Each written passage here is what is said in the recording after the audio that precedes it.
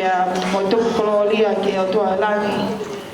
o hange ko e kolofola ne tau inasia i kamata anga i katoangan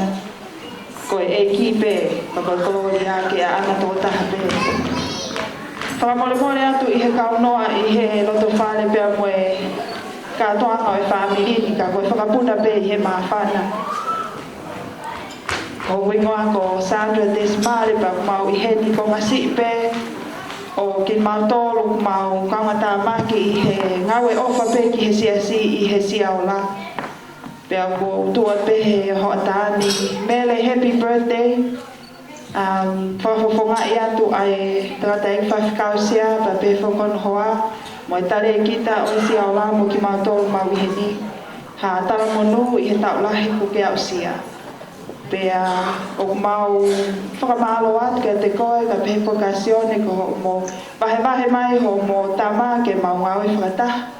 i he ngau e koe ni o kusi i ngau e i paha mo tau kakai i he loto whare me siasi e lahi ngai tai lahi ne mau whakakina i ai ki mou ai ho mo loto whare i he whai ngahi kapati pa mo e whakata ka ko whakamalo lahi atu ke te koe i he hoatani ko e mau tuan peo whafofonga i koe mau tamasi i tauolunga o e hoatani ko Nathaniel o kukawa Nathaniel i he Siaola Kids mo e whaifatongia i he whanau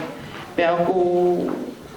pa koe tamasi i o whaiva maari ka pauna e tuan ka hataha e mautolo mahalo e tolo maka i ki mautolo pa mau kore pe ka Nathaniel ke ne hanga whafofonga atu a ki mautolo no ka atoa